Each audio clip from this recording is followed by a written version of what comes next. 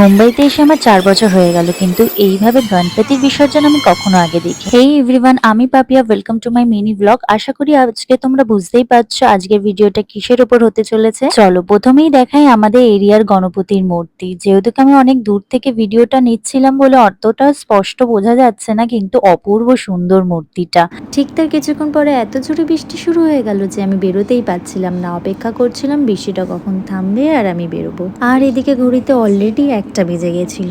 অবশেষে বৃষ্টি থামাতে আমি নিচে নামতে শুরু করলাম। এদিকে দেখি অলরেডি ও আমার জন্য নিচে অপেক্ষা করছিল। এই ওটা আর কেউ না, আমার বর। তারপর বেরিয়ে পড়লাম ঠাকুর বিসর্জন দেখতে। কিছুটা যেতেই দেখতে পেলাম গণেশের মূর্তিগুলোকে নিয়ে যাচ্ছে বিসর্জনের দিকে।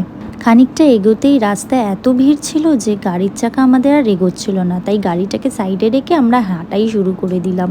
পথে চলতে এত সুন্দর মূর্তিগুলো দেখছিলাম, কোনো মূর্তি বিষ্ণুর রূপে, কোনো মূর্তি কৃষ্ণের রূপে, আবার কোনো মূর্তি শিবের রূপে। আচ্ছা, তোমরা এই বিষয়টা কজন জানো? আবার কেউ জানো না যে গণেশ ঠাকুর বিসর্জন কোনো নির্দিষ্ট দিনে হয় না।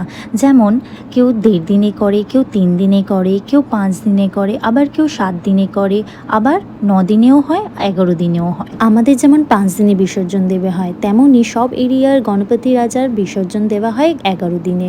এই বিসর্জন দেখতে শুধু আমরা দুজনই যাইনি, সাথে গেছিল ওরও একটা ফ্রেন্ড সৌরভ।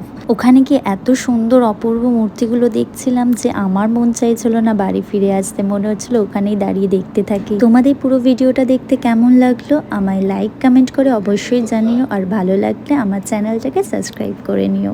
দেখা হচ্ছে পরের ভিডিওতে।